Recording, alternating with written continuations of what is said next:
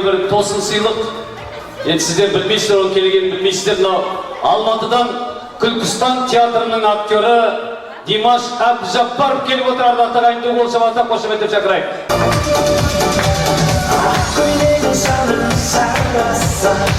Ассалаумағалейкум ардақты ағайын, ассалаумағалейкум қадірлі көпшілік, тойшыл қауым. Қареке тойыңыз құтты болсын. Мінекей, немерелі болып жатыр. Жасыңыз нешеде? 52-де немересінің 1 жасар тойын тойлап жатыр. Қошемет. Молодец. Бірақ неғым 52-дегі жігіттер жинап ағасын тойды өткізуге. Бағанан не той деп сұрадым ғой, Қазбек айтады тойға жүрсейші деп. Не той десем 1 жас дейді. Айналайын, бәріміз 50 жаспыз. Төртеуміздің жасымызды қосқанда 204 боламыз. Қайреке, Торғай қасына келіңізші, птичасы, біз бақыт құсы, Қайрекенің бақыттысы. Өзінің бақыт құсын Торғайын қолына қондырғалы бері бұл үйде құш жолындай бақыт жолы басталған, е? Мінекей, ұлды ұяға, қызды қияға қондырдыңыздар. Жемісі немере бүгін 1 жаста. Қошемет.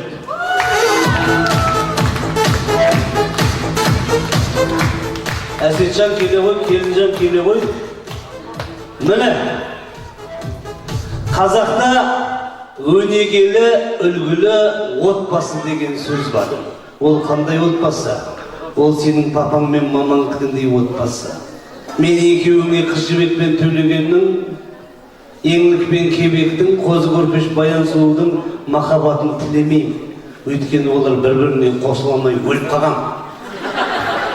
Міне, бір-біріне қосылып, ұрпақ өсіріп, немере сүйіп, Құдай қаласа, шөбересінің қолынан май асап су ішетін жандар Қарекең мен ана. Қошемет Қарекең. Мен сіздерге осы кісілердің махаббатын тілеймін. Осы кісілердің махаббатын тілеймін. Дәл осы кісілердей болыңыздар. Әзіл сөз күлмекке жақсы дейді. Bir күні Арыстан менен бұқа арақ ішіп отса, Арыстанның телефоны шірет ағылады, алып қараса әйелі, жаным жарты сағатта үйде болам, ішкен жоқпын, өллақи бүллақи деп Арыстан әйеліне лапылдап атыр екен. Оны байқап қалған бұқа, сен Арыстансың ғой, ей, аң патшасысың ғой, сен де әйеліңнен қорқасың ба десе, Арыстан бұқаның иығынан қағып қойып, ей, бауырым, сен түсінбейсің ғой, менің әйелім сенің әйелің сияқты сиыр емес қой, ол да арыстан ғой депті. Сол сияқты бір-біріне арыстан болмай, қасқыр болмай, аю болмай, түлкі болмай, қысқасын айтқанда ел жұртқа күлкі болмай, махаббаттың ақ туын мәңгі биік сақтап, екі жақтағы ата-ана ағайын туысқанның үмітін ақтап, бақытты, ғұмырлы, үмірлі, шүмірлі болып жатқан ата-аналарыңның махаббатына не жетеді?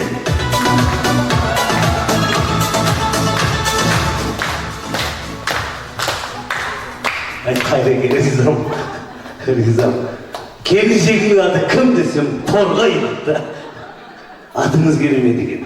Міне, бақыт құсы қандай екенін ешкім білмейді ғой. Бақыт құсы деген құс бар. Оны ешкім көрген емес. Жалғыз Қарекең көрген. Ол Торғай. Бақытын ашқан, бағын ашқан. Бүгін енді ақбата ақ тілектерді ақтарып жатыр ғой. Ағайын туысқан, бауыр жекжат, дос жаран, анау төрде отырған үлкен-үлкен абыз аталар ақ тілегін ақтарды, ақ жаулықты аналар ақтарды. Мен Макинкіге келгеніме 1 жеті болды, бірақ бірінші рет орамал таққан әз аналарды осы тойдан көріп отырмын. Жандарым, апаларым, қазақшылықтың қаймағы болған ардақты аналарым осылай жүре беріңіздерші, ақ жаулықпен. 150-ге жетіңіздер, апаларым. Содан кейін барып кетіңіздер, апаларым. И то желание болса. Желание болмаса ортамызда жүре беріңіздер. Ол жақта күтіп тұрған қайбір нағашың бар дейсің. Әзіл сөз күлмекке жақсы. Bir күні бір кемпір 120 жасқа келіпті. Өзінен өзі кемсеңдеп жылап отыр дейді. Есіне өткен кеткен түскен болу керек. Көрші кеп сұрапты, апау, не ақып жылап отырсың? Жыламасайшы, сен бақытты кемпірсің ғой. Құдайға шүкір, балаларыңның алды 90-да, немерелеріңнің алды 70-те. шөберелеріңнің алды 50-де, шөпшектеріңнің алды 30-да деп айтып жатса, апам айтыпты. Қой сол немере шөберені, ана 90-ға келген бала адам бола ма, болмай ма, соны ойымдап жауап отыр. Сол сияқты, қолдарыңыз 90-ға 100-ге жете берсін. Қызықшылығын көріп жүре беріңіздер. Ал енді келінменен бала өздері сіздерге беріп қойғаннан белгілі отыру. Әсет, Жангелді кім баласы? Ата әжесінің оңашыға деп шаққап сүй баласындар ба? Ата әжесі келген деп бердіңдер, искеуге де праваларың жоқ сендер, түсіндір ма? Ал кенжелеріңіз құтты болсын. Бірге келгені, кенжелеріңізді. Бірге келгені құтты болсын. Бәріміз кемпір шалдың баласы болып өстік. Аллаға шүкір, кемпірдің тәрбиесін көрген бала жақсы болады деп айтады ғой қазақ. Бірақ шешем байқұсты әлі шеше деп айтпаппын. Кемпірдің баласы ма өйткені? Гордость не позволяет. 70-ші жылдарда өскенбіз. Менің атымды да әжем марқұм қойған ғой. Менің әжемнің өзі қандай кемпір болған десейші. Шалы қайтыс болғаннан кейін Қазақстанда бірде-бір шалды менсінбеді ғой. Жалғыз Қонаевқа ғашық болды. Сол ғашығының арқасында мен дін Мұхаммед атандым ағайын. Ғашықтықтың арқасында.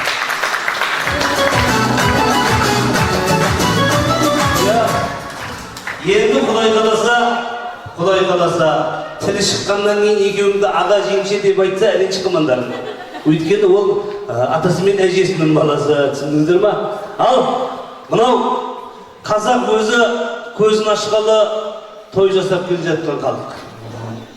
Той көбейіп кетті қазір, анау-мынау қысқарту керек деген әңгімелерді айтып жүр да біреулер телевизорда. Нең бар біреудің қызықшылығында? Қысқартатын болсаң, әкем атты жиналысы қысқарты ма? Күштісін ба? Қазақ өзі ықыласымен ағайын туысқан бауыр жегжат дос жаранды шақырып, бір 20-30 жылда бір есеп берейін деп дүбірлетіп, той жасайды, оны көре алмай жатыр. Тойларыңыз құтты болсын. Айта береміз, тойларыңыз құтты болсын деп. Іштері күйгендер күйе берсін. Біз той жасау үшін жаралған елміз. Пандемияның кезінде де тойладық қой біз. Тығылып жүріп тойлаймыз қой біз. Бізге тойға запрет қоя алмайды ешкім. Баяғыда аспаннан періштелер түсіп, Орта Азиядан мұсылмандарға жер бөліп беріпті. Сол кезде бірінші өзбек ағам екі дарияның ортасына тұра қалыпты. Огурцы егемін, помидор егемін, ака, осы жер болады, болса ала ғой. Түркімен құмға қарай қашыпты, аяғым ыстыққа тимесе ауырып қалам деп. Әзірбайжан тауға қашыпты, Аллаға жақын жүрем деп. Қырғыз да өзіне тиселі жерді алыпты, таудың ортасынан, курортный местына, ыстық көлдің жағасынан. Қазақ отыр дейді ғой, шақшасын атып алып, сексеуілдің көлеңкесінде. Қазақ депті періштелер, жер керек емес пе? Мыналардың бәрі жапа-тармағай таласып жатыр. Алсай біреуін десе, қазір онда. Кезік келді ма депті? Келді. Жайлап атынан мініпті. Артымнан жүріп отырыңдар, мен тоқтаған жерге дейін депті да, қазақ шауып кеп беріпті. Bir gün şavup bara жатыр, 2 gün şavup bara жатыр, 3 gün şavup bara жатыр, 3-ші күні аты болдырып құлайды, өзі жаяу түсіп алып жүгіріпті. Өзі 3 gün жүгіріпті. Одан кейін құлағаннан кейін өзі әлсіреп құлап жатып, аяғындағы етікті шешіп алып, алдынан лақтырыпты. Етік түскен жерге дейін мен кетіп сосын.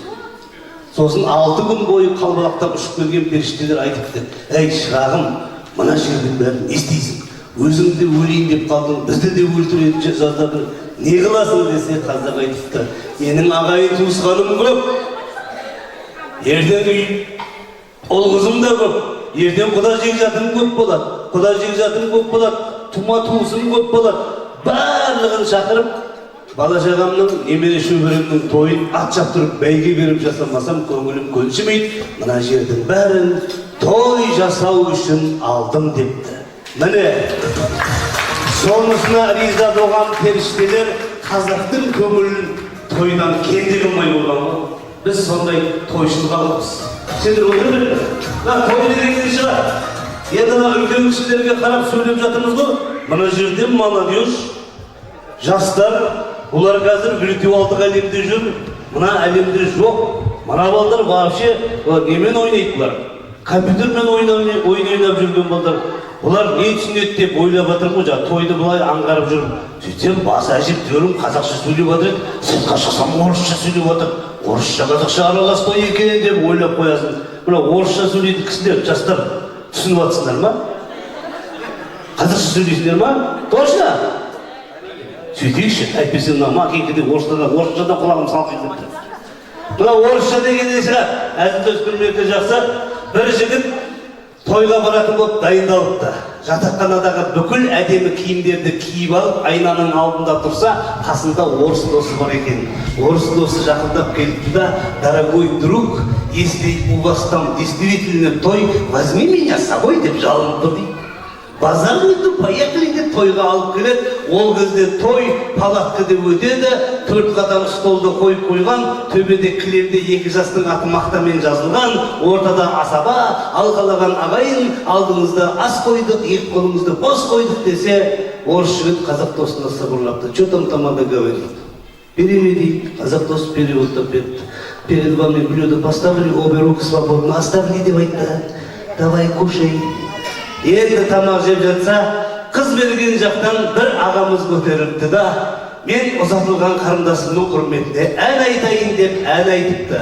Қаратаудың басынан көш келеді, көшкен сайын бір тайлақ бос келеді. Қарындасты ұзатқан қандай қиын, екі көзге мөлдірлеп жас келеді деп аңыратып атса, біраз кісілер жылап қапты. Қыз берген жақ. Оны көрген орыс жігіт: «Что-то это грустная песня, да?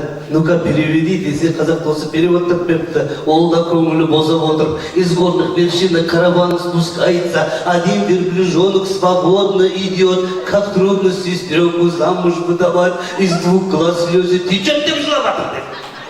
Понятно деп орыс досы риза болып жатса, қыз алған жақтан бір ағамыз көтеріліп, «Мен енді үйленген інімнің құрметіне ән жолдаймын» деп Жаяу Мұсаның әнін жіберіпті.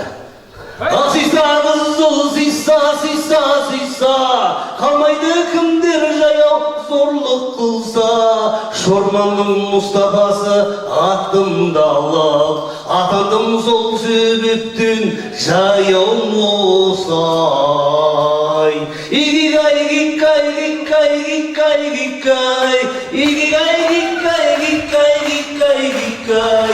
Шорманның Мұстафасы атымды алып, атандым сол себептен Жаяу Мұсай.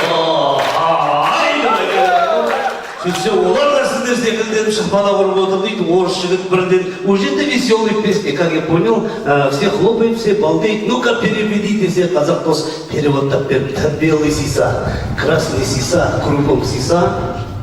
Шорманский Мұстафа нахалны лошадь забрал, с тех пор он стал пешком Миша депті. Риза болыпты жігіт. Сөйтсе, әдемі қазақтың мақал сөздерін біліп қоятын еді ғой, бұрын жазып. Қазір жоқ қой ресторанда, біреуін көрмейсің. Жазып қойыпты: «Күйеу 100 жылдық, құда 1000 жылдық». «Что там написано?» десе, бір қарап қойып: «Күйеу 100 грамм, құда налей ему как грамм» деп жазып қойыпты. Понятно. Мына жаққа жазып қойыпты: «Әйелі салақты күйеуінен танисың». «Что там написано?» десе, бір қарап қойып: «Если жена ходит как чмо» депті, «муж совсем чмо» депті. Понятно. Мына жағына қараса, 40-тың бірі қыдыр, 1000-ның бірі уәли. «А что там написано?» «Из 41 святой, из 101 крутой» деп жауап береді. Сол сияқты қазақтың қай тілгенде өзгертсе де мәтіні мен мағынасын жоғалтпайтын керемет мақалдары бар. Оның бірі 40-тың бірі қыдыр, 1000-ның бірі уәли деген сөз. Бүгін Қайрекен немересінің тойында осында жиналған ағайынның біреуі періште деген жоқ. Бірақ 40 адам жиналған жерге Қызыр Иссалам келеді. Осыншама халықтың тілеуі қабыл болсын, балам үлкен азамат болсын деп той жасап отыр.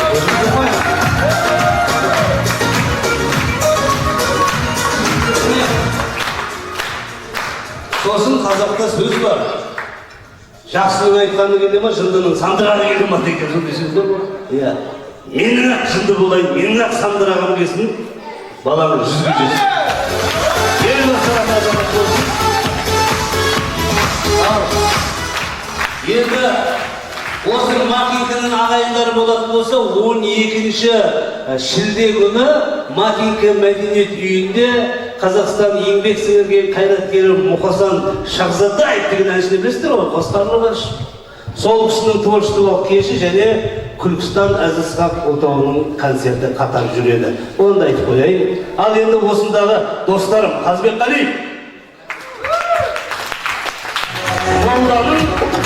молданың досы бақсы болады, жақсының досы жақсы болады, серінің досы сері болады, бұның болмаса Құдай айтқан бір пері болады дейді қазақ. Құдай айтқан перің мінек болады, досым, аман бол, ары қарай өтіп жалғаса. Димаш Әбдіжаппаров,